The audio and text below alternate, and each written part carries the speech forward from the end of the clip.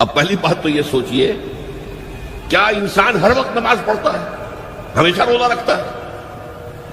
جب اللہ کہہ رہا میں نے تو پیدا ہی کیا میری عبادت کے لیے، کوئی اور کام اگر وہ کر رہا ہے تو وہ میرے مقصد تخلیق کے خلاف کر رہا ہے۔ وما خلقت الجن والانس الا لیعبدون، میں نے تو جنوں اور انسانوں کو صرف اس لیے پیدا کیا کہ میری عبادت کریں۔ تو اصل میں بات کیا ہے، یہ نماز، روزہ، حج اور زکوٰۃ یہ بھی عبادات تو ہیں، اصل عبادت کچھ اور ہے۔ اصل عبادت کیا ہے؟ الحمدللہ وکفا والصلاة والسلام علی عبادہ الذین اصطفیٰ، خصوصاً علی افضلہم وخاتم النبیین محمد الامین وعلی آلہ وصحبہ اجمعین۔ اما بعد فاعوذ باللہ من الشیطان الرجیم، بسم اللہ الرحمن الرحیم۔ رب اشرح لی صدری ویسر لی امری واحلل عقدۃ من لسانی یفقہوا قولی۔ اللہم ربنا الہمنا رشدنا واعذنا من شرور انفسنا، اللہم ارنا الحق حقا وارزقنا اتباعہ وارنا الباطل باطلا وارزقنا اجتنابہ، اللہم وفقنا لما تحب وترضى، آمین یا رب العالمین۔ معزز حاضرین اور محترم خواتین، السلام علیکم ورحمۃ اللہ وبرکاتہ۔ آپ کے علم میں ہے کہ میرا آج کی گفتگو کا عنوان ہے کلمہ طیبہ، اور اس کے حوالے سے یا اس کی روشنی میں ہمارے دینی فرائض۔ بچپن میں مجھے امید ہے کہ بہت سے لوگ خوش نصیب ایسے ہوں گے اس مجمع میں جن کی تعلیم کا آغاز قاعدہ یسرنا القرآن سے ہوا ہو یا نورانی قاعدے سے ہوا ہو، اور پھر اس کے بعد حضرت مولانا مفتی کفایت اللہ رحمۃ اللہ علیہ کے کتابچے تعلیم الاسلام جو ہے انہیں پڑھائے گئے ہوں۔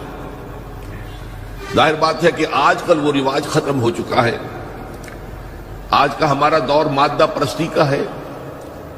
ہماری تعلیم میں بھی آپ کو معلوم ہے کہ کنڈر گارڈن جو ہے اس سے بات شروع ہوتی ہے، اور ممی اور پاپا یہ الفاظ جو ہیں وہ بچوں کو سکھائے جاتے ہیں، اللہ اور اس کے رسول کا نام عام طور پر نہیں پڑھایا جا رہا۔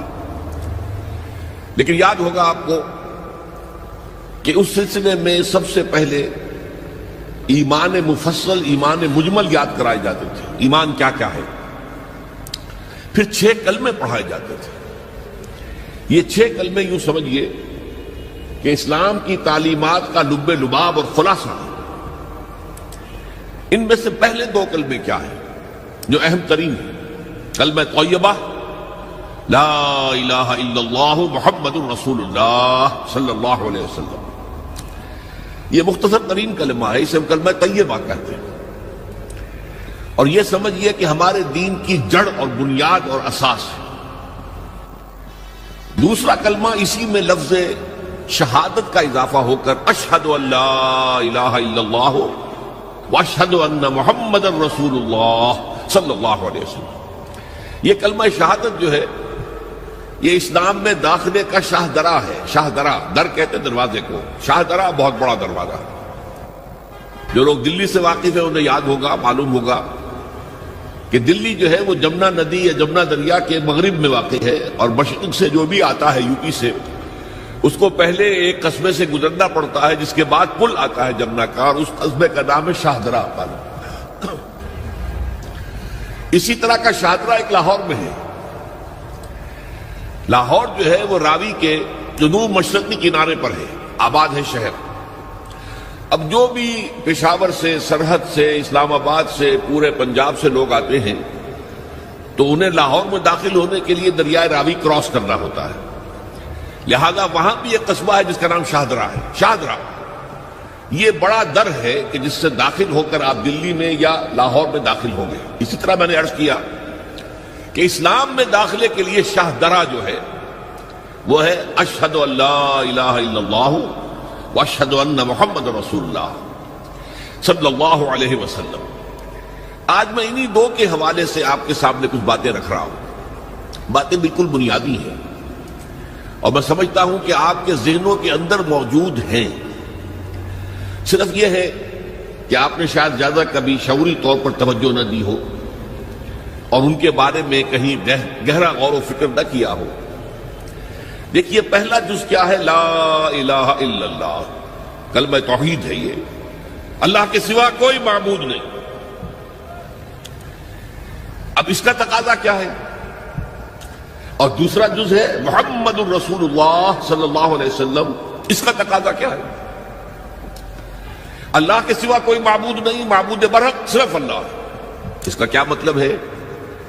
عبادت صرف اس کی ہوگی، کوئی معبود نہیں اللہ کے سوا، عبادت اسی کی ہوگی.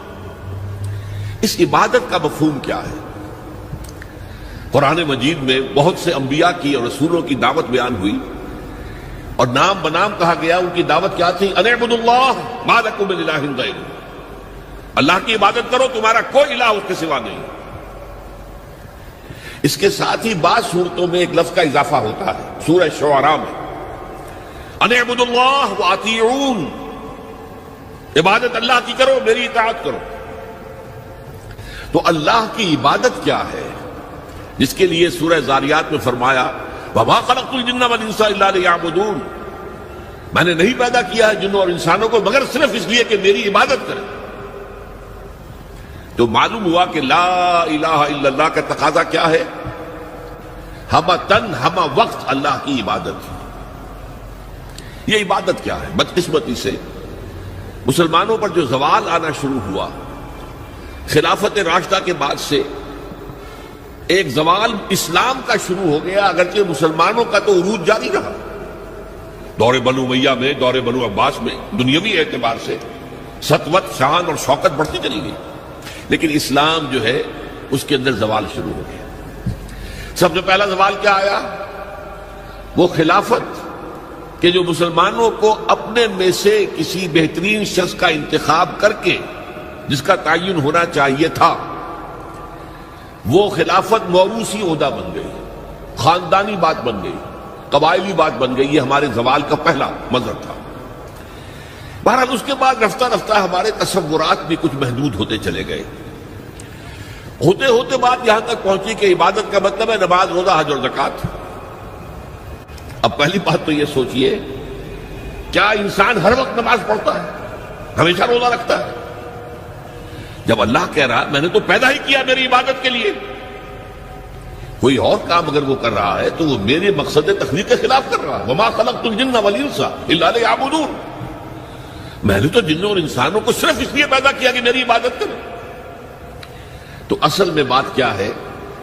یہ نماز، روزہ، حج اور زکوٰۃ یہ بھی عبادات تو ہیں، اصل عبادت کچھ اور ہے.